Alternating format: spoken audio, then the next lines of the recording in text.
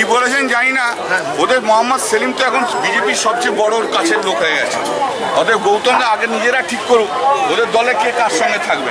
ওদের দলের সবচেয়ে বড় বন্ধু হচ্ছে মোহাম্মদ সেলিম, হচ্ছে বড় বন্ধু কেউ নেই। ওদের আগে ওরা নিজেরা ঠিক করুক।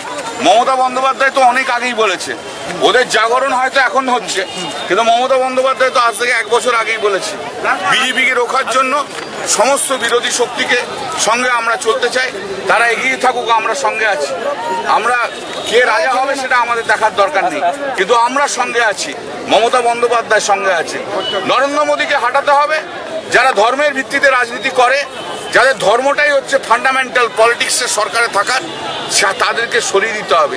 এদেশ সবাইকার দেশ, এদেশ হিন্দুর দেশ, এদেশ মুসলিমের দেশ, এদেশ খ্রিস্টানের দেশ, এদেশ বৌদ্ধের দেশ। অতএব যারা ধর্মের ভিত্তিতে শুধু থাকতে চাইছে তাদের বিরুদ্ধে এক কাট্টা হয়ে আমাদের সবাইকে লড়াই করতে হবে, সমস্ত রাজনৈতিক দলকে লড়াই করতে হবে। এই আহ্বান মমতা বন্দ্যোপাধ্যায় অনেকদিন আগে দিয়েছে। কালকে গৌতম দেব কি বলেছে না বলেছে আমি জানি না, তবে এইটুকু বলছি বিজেপির সবচেয়ে বড় বন্ধু যদি কেউ থাকে পশ্চিমবাংলায় তার নাম হচ্ছে মোহাম্মদ সেলিম।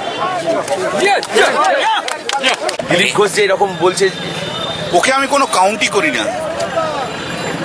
ও রাজনীতিকে ওকে আমি কোনো কাউন্ট করি না, ওর সম্বন্ধে কোনো কমেন্ট চাইতে যাবেন না।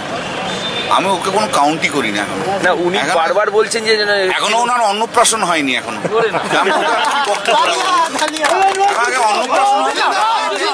আগে ওনার অন্নপ্রাশন প্লে স্কুল ছেড়ে যখন আসবে তারপর কথাবার্তা। আপনাদের মিছিলেও দেখা গেল হেলমেট ছাড়া বাইক করে মিছিল হলো, এই নিয়ে আমি দেখিনি কিছু, আপনি দেখেছেন।